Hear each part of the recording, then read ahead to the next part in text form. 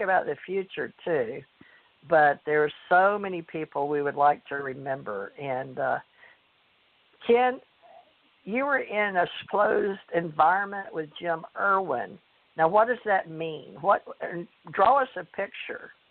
That was Apollo 15 when you came. Did y'all have to get in the chamber to practice something? What were you doing?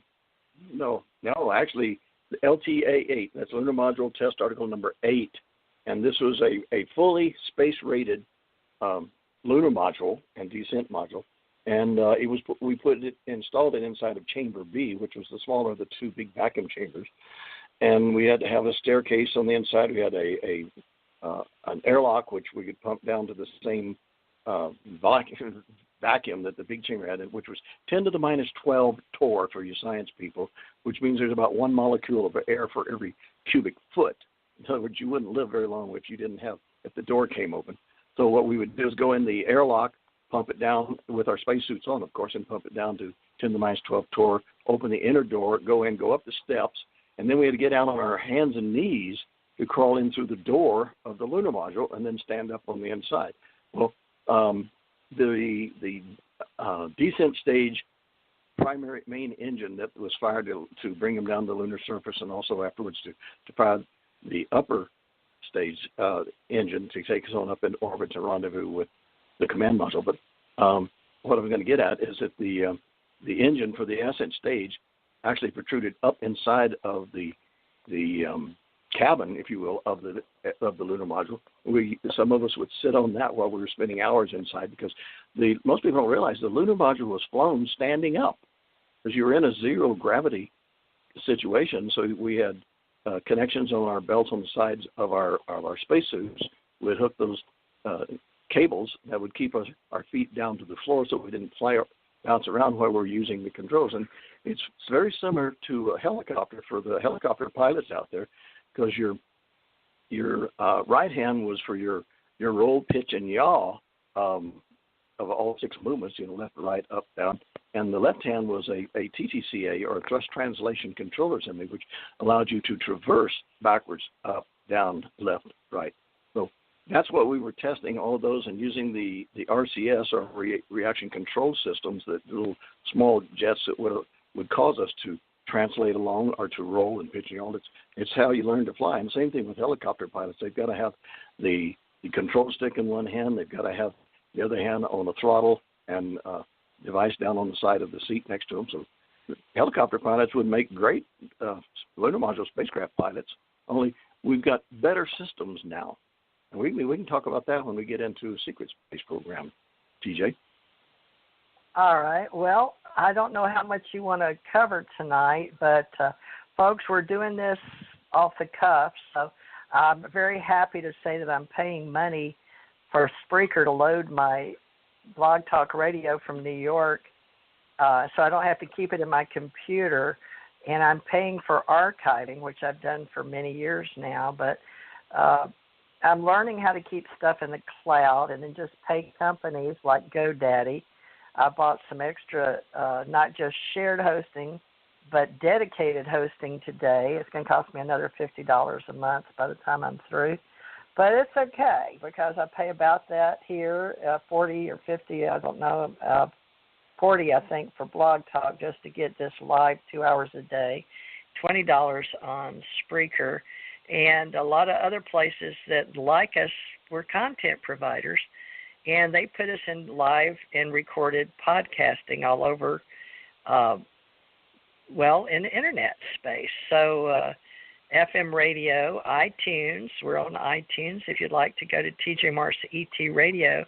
So I have to keep using that name because that's where everything is stored for those of you listening. Now, Ken is obliged to coming on Fridays, so we can talk about the people in the Allied Command that he is building, of the ancient history and the New Thought history, New Thought teachings, awakening consciousness. So we have UFO Secret Space Command that we have started in Facebook as a free social media place, but we're also going to have 3 tiers of education, and we're going to have webinars, and we're going to certify members based on their education, profile, bio. And we're going to have Norio Hayakawa on soon with his blog he calls Civilian Intelligence.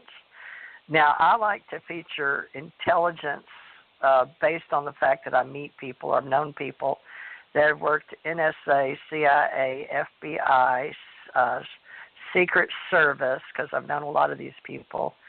But I also met astronauts. I met presidents of the United States. But, you know, does our history matter? Because when you cross the path, why? Ken and I are both metaphysicians, to be honest with you, and we're also universal life ministers out of Modesto, California. So we have those pieces of paper if anybody's keeping up. But also, we've met people, and we're here to help with the future in communications and how we talk to each other and how we share, because so many of our friends, I'm 67, and Ken is, aren't you 77? Let me let you say that. I'm 67. I'm just getting started. And you're 77. Now, when were you born, for the record, and where? October 1942 at Fort Sam Houston, San Antonio, San Antonio, New Mexico, Texas. I'm sorry, Texas. I'm a Texan, I guess. You're born in Texas. My children are too. And when I was going to high school from Louisiana, I moved over to West Monroe High School. From West Monroe High School to James Madison High School, being a Texan was very important, and I always felt less than because all the Texans were so proud to be Texans. And, of course, when later on I had horses, we took the horses from West Monroe, Louisiana, Countess, and we had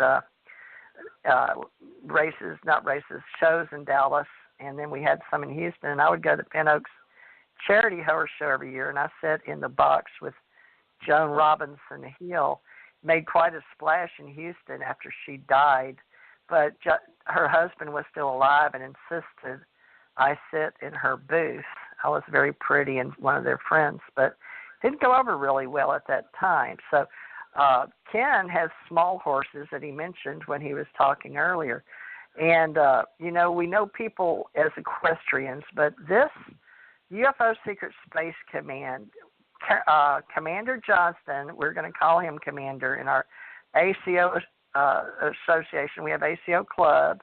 We have Ascension Center organization for our Ascension age people that know of what we were doing. Back in the day, we didn't have Ascension Center. We didn't have Ascension, and we had New Age, and we had them in the bookstores. But I've separated ACO Association for the health, body, mind, and spirit people, spiritual science, and then we have the UFO Association for people, but Ken can fit in either one. Ken, you can do spirituality, metaphysics with me in ACO Association, health and wellness, and advocate for being an ambassador of goodwill, but you can also do that with me in the UFO Association and the nuts and bolts with NASA, unidentified flying objects, unidentified submersible objects, and unidentified anomalous phenomena. That's a mouthful.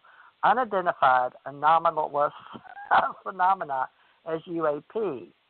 So that's sort of why I chose Ken, because he has a background in space, in flying as a pilot, and I live right here where he went to school at Pensacola, right across the bridge.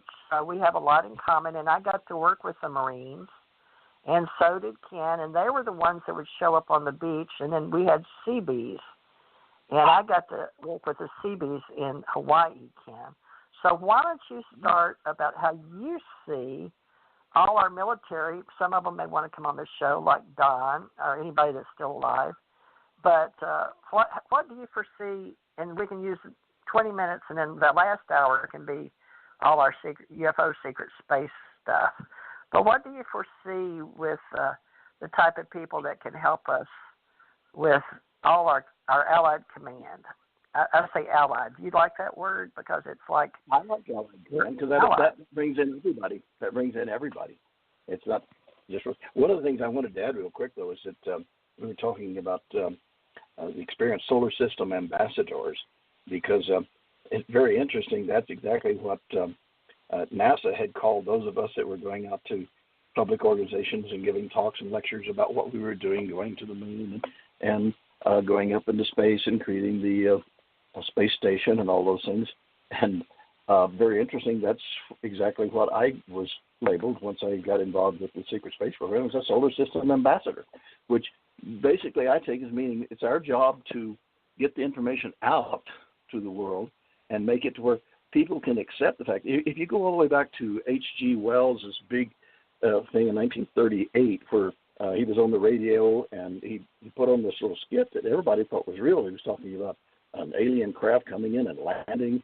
I guess it was around New York or what have you, and people went into panics. People thought that the world was coming to an end. Few people committed suicide, jumping off the buildings, and all this was done just for fun, what he thought.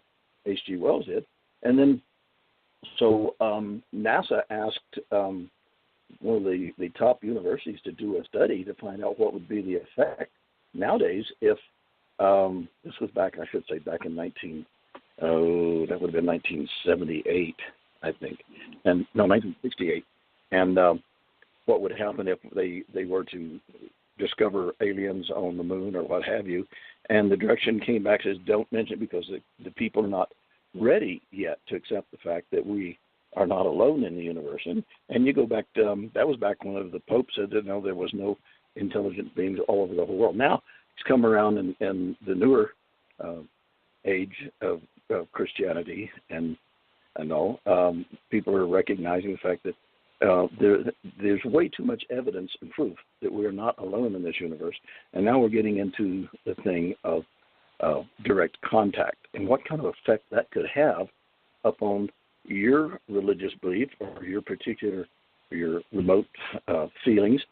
How would that affect you? And I think that's something we could talk about a little bit later. And if we have people call in, I'd love to hear what other people have to say when we are busy talking about the effect that coming in contact with other intelligent beings here on this planet called Earth. So that's kind of like what I'd like to see us get into in a few minutes.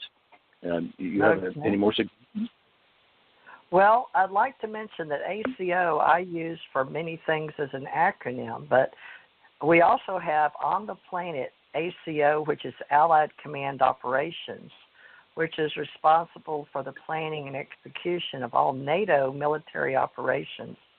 ACT is headed by the Supreme Allied Commander Transformation, SAT, who exercises his responsibilities from headquarters in Norfolk, Virginia, in the United States. And that used to not be there, but it is now with Wikipedia, which is amazing because it used to not. And the Supreme Allied Commander is the most senior commander in Europe.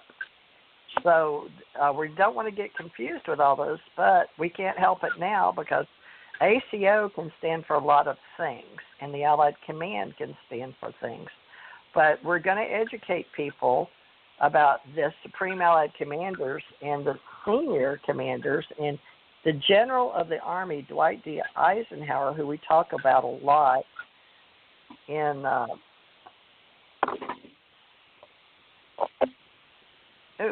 I hear a bunch of. I'm getting some feedback. I'm wiggling around in my rocking chair here, so I apologize. I'm making a noise. It's hard. Yeah, it's Ken is learning how to do. It's very hard to sit really still and do 2 hours of radio, folks. And Ken has agreed to learn how to do it, but it's amazing because when he goes back to hear this on YouTube, he'll hear feedback. So make sure your sound's down on your computer. It's tweaking? I'm not sure. It's completely down. No, it's the chair when I turn and I lean backwards. It's great. Yeah, it's me. Well, we recognize it, folks. So, we'll learn how to do this. But the Supreme Allied Commander, the General of the Army, Dwight D. Eisenhower, served in successful Supreme Allied Commander roles. Eisenhower was the Commander-in-Chief, Allied Force for the Mediterranean Theater. I don't know if everybody knows that. So what I'd like to do, Ken, is when we talk about us and what we're creating in the future, let's also give the history